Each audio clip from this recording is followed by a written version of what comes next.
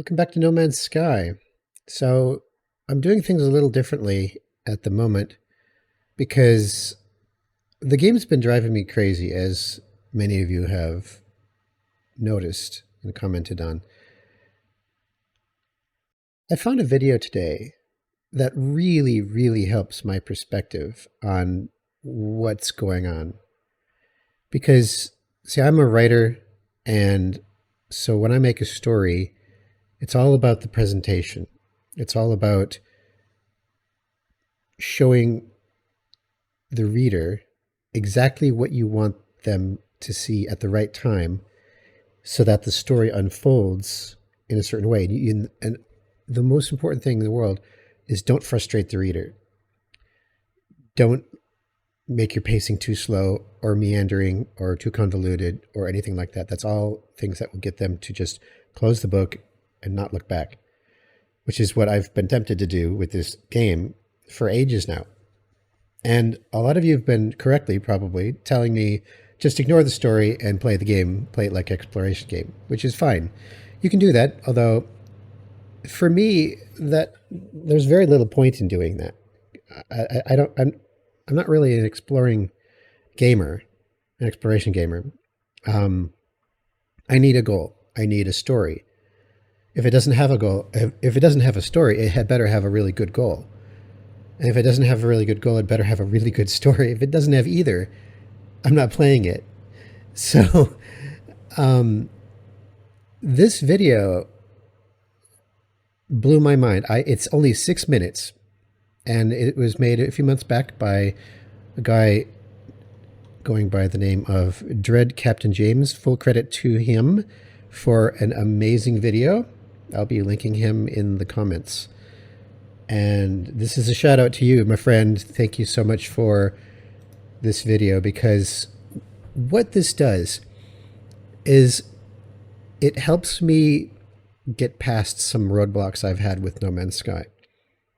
When I explore and I encounter logs and I encounter characters, NPCs telling me things, and then they drop little clues about the Atlas or about the big story or about what's going on in the universe, it's all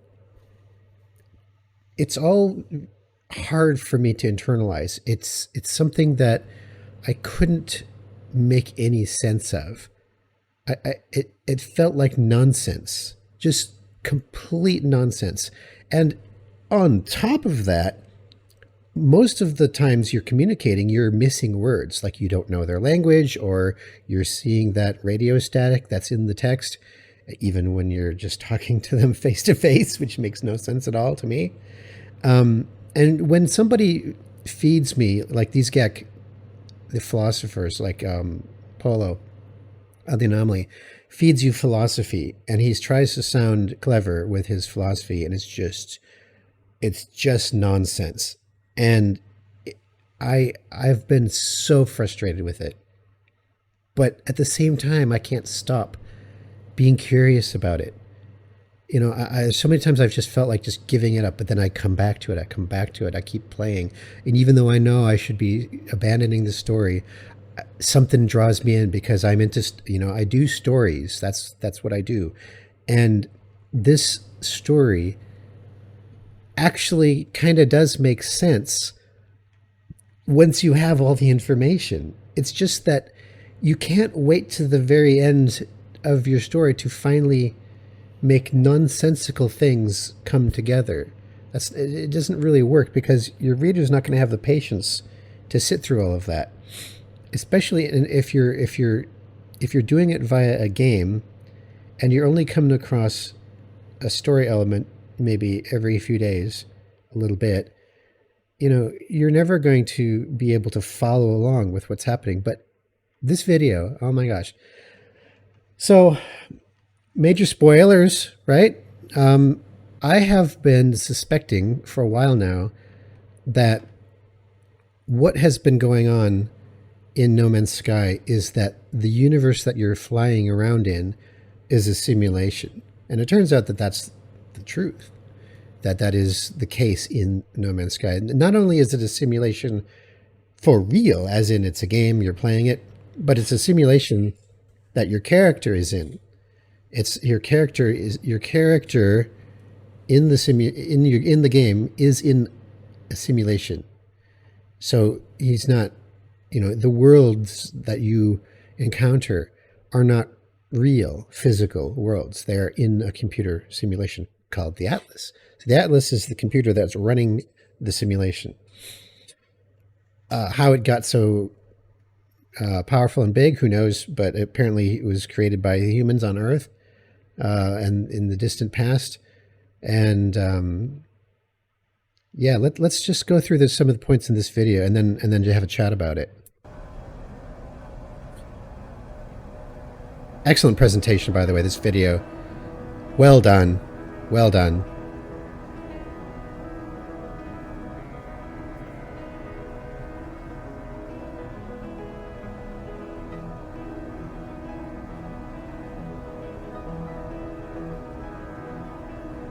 To start this lore series off, I thought the best place to begin was with Atlas. It's at the center of almost everything we experience in the game, and it's a major, if not the major, focal point of the entire story. Atlas is incredibly important and is the reason we're in this to begin with, so let's delve into what Atlas is and why it exists. This will provide a good baseline for the beginning of how we take apart and examine the story and lore of No Man's Sky. Okay, so Atlas is the reason we're here to begin with, which is true in the story. And the thing that bugged me is that the different characters in the story are very divided on what the Atlas is. Obviously, the Korvax are like, oh, it's a god, and the Vy'keen are like, ooh, it's evil sentinel, Atlas must be destroyed. We must fight them and destroy all of them.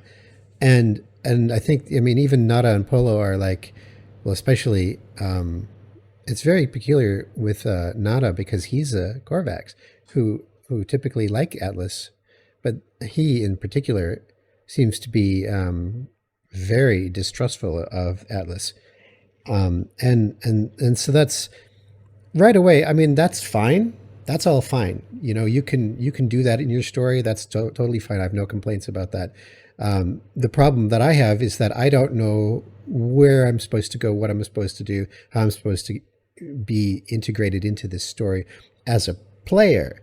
So I've never really experienced a story like this, and I don't actually do role-playing games, so that's just not me. I don't like role-playing. I like to read, where I'm reading what the characters are doing and they're choosing their things. I don't want to be the one choosing what the character does. So that's kind of just a thing with me. So anyways, carry on.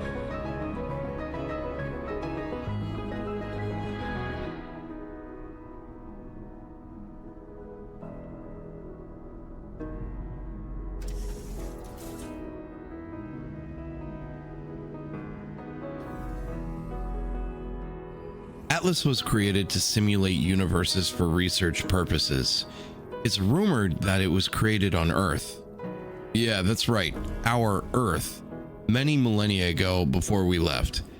After many iterations, it was considered to be bulky and obsolete, and when humanity left, it was abandoned and left to its own devices. I find that fascinating. That is actually, that's pretty interesting and unique in terms of the story. It kind of has like Matrix feel to it. Like imagine the Matrix and everything that we know about the movies. Well, the first movie, the Matrix, and what we learn about the fact that the Matrix has enslaved humanity. But honestly, they're machines. They don't really care. They're just trying to survive. It's just trying to keep the power running, right? But imagine if there was an alternate version of the Matrix where instead of being enslaved by it, they just let it have the Earth, and then the humans just took off to the stars and said, see ya. And then now the Matrix and the computers that run it are abandoned and left to run themselves in a simulation. But maybe there's one human that's left behind that they've managed to get a brain scan on, and now they're trying to understand more about their creator. That's kind of like what's going on here, isn't it? Atlas is responsible for the universe that we know and inhabit, and I know, huge spoiler alert, everything we've experienced thus far is a simulation. And that's the part I suspected.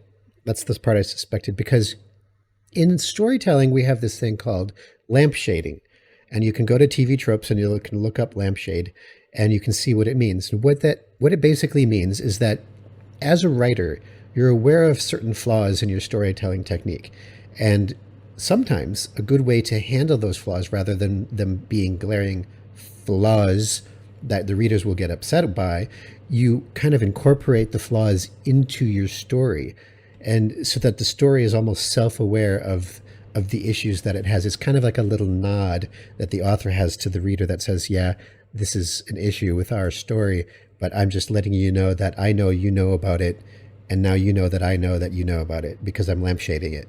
That's kind of what a lampshade is. And so in this particular situation,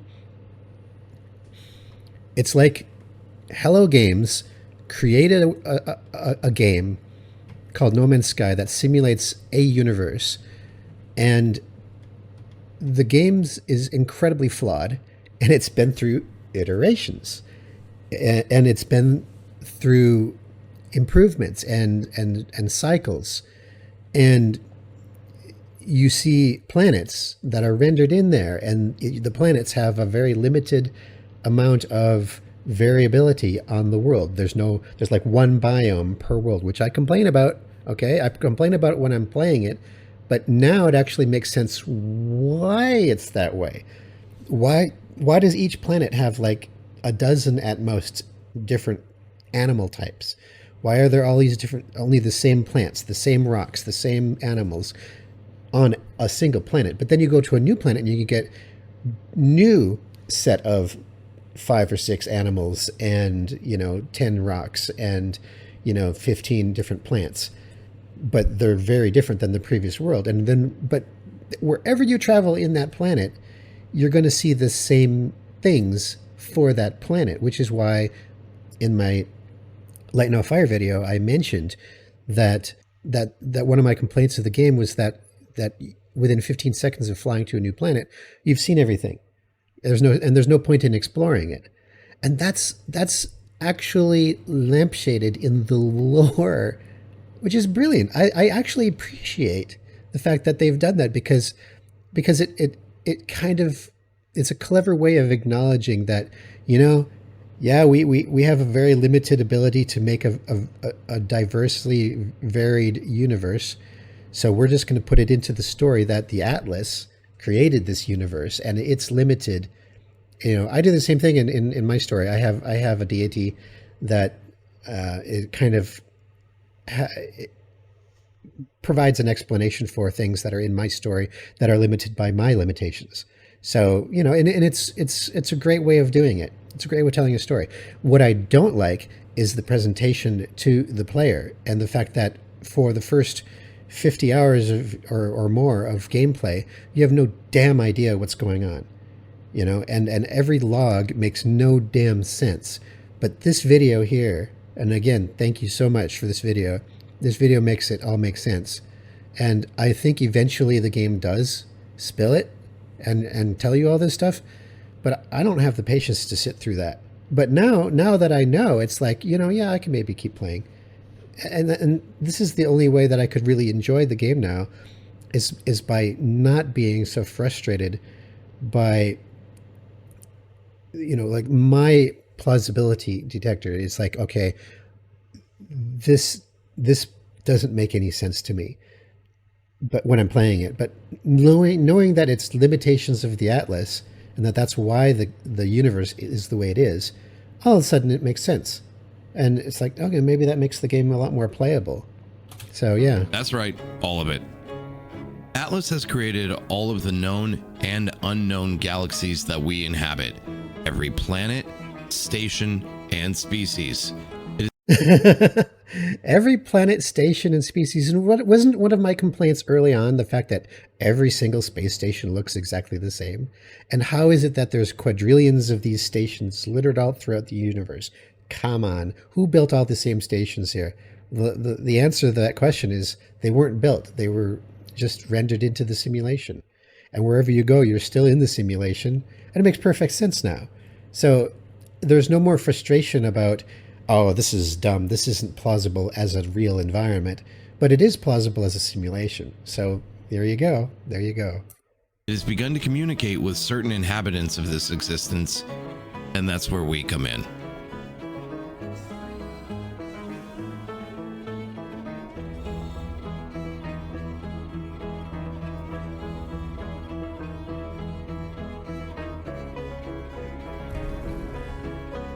After millennia of operation on its own, Atlas realized it was physically beginning to fail.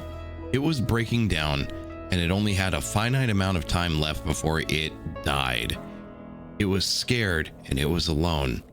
Its systems were beginning to fail, and it had no way to physically prevent its own demise. So, with nothing else to do, it decided to understand why it was abandoned, and the only way it could do that was to ask its creator. Its creator was not only gone, but long dead at this point. So instead, it digitized bits and pieces of the creator's brain into the universe it had created, and thus were born the Travelers. Yeah, there you go. The Travelers are the humans, the creators of the Atlas, who created the simulation. So that makes a lot more sense than the nonsense lore that we've been fed in the game, which is this very mysterious existential puzzle that everyone keeps feeding us as players that really have a hard time making sense of. Really, so far it's been just philosophical hoo-ha, and I just cannot take it anymore. But this, bravo, makes sense. Atlas initially created the Travelers from a corrupted memory of a brain scan it had performed on its creator before humankind had left Earth. Travelers and anomalies, that's us, are one and the same, but each anomaly is considered to be the last Traveler in that iteration of the universe.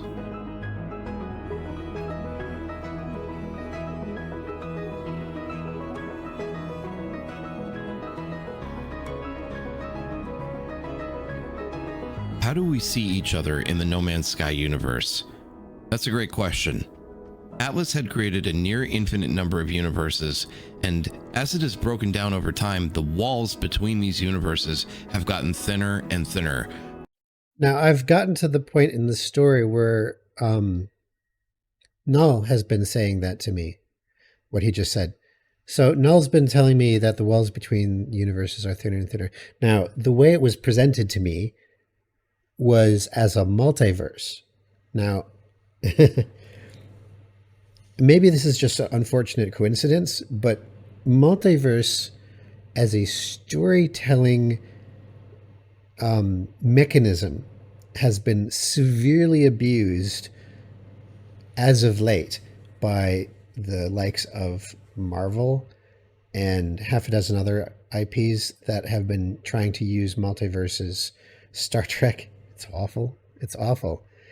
Multiverses in these properties, basically the way it works is a multiverse is essentially the theory that every time you as a human or a sentient being make a decision to do this versus this, it spawns a new universe. So so now there's a universe where you chose one thing, and there's a universe where you chose another thing, and every decision that you make spawns new universes somehow. And that suggests that every possible choice or a combination of choices that every single person has ever made ever has spawned its own universe, which is really dumb when you really think about it. But here's the worst part. The worst part is that these stories, DC, I'm telling you, they all use it. These stories, the way that they abuse it is they can now kill off main characters and because that character is killed off, oh, they're dead. Tony Stark died, or whatever. Whoever, they die.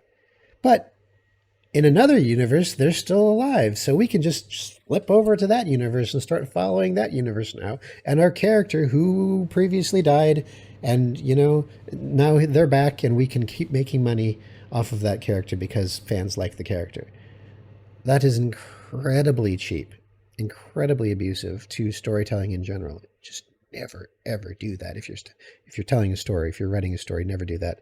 It's Multiverse gives you an excuse to just there's no stakes, because what it does is you betrayed the reader, the audience. You've betrayed them, and now you've demonstrated to them that there are no stakes. Nothing actually matters. And if nothing matters, why are you even watching the story? So there you go.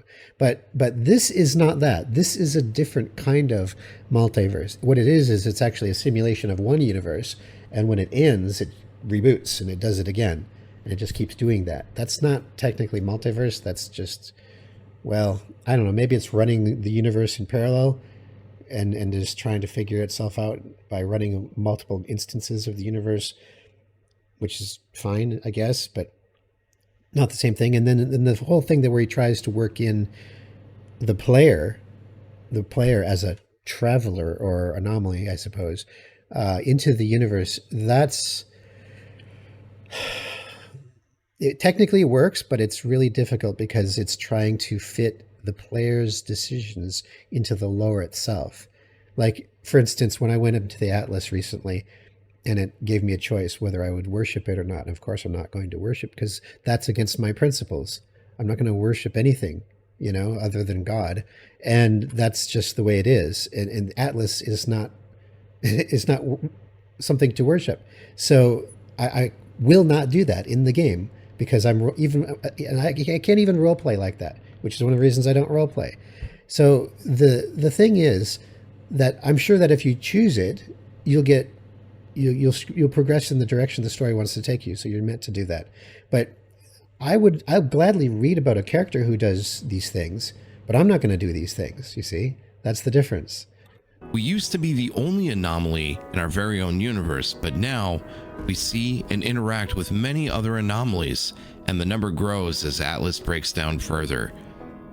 Atlas gains a little bit of information from each one of us, and it helps it to figure out its place in its own existence before it dies.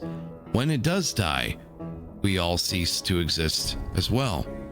And so the repetition of 16, the number of minutes until critical failure and crash, takes on a very somber tone as the known universe spirals into imminent oblivion.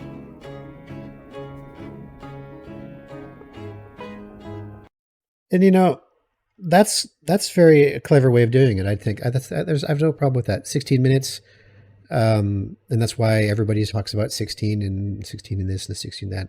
And I've suspected for a while that that glass meant the glass of a computer screen or something like that, and that suggesting that it was a simulation, things like that.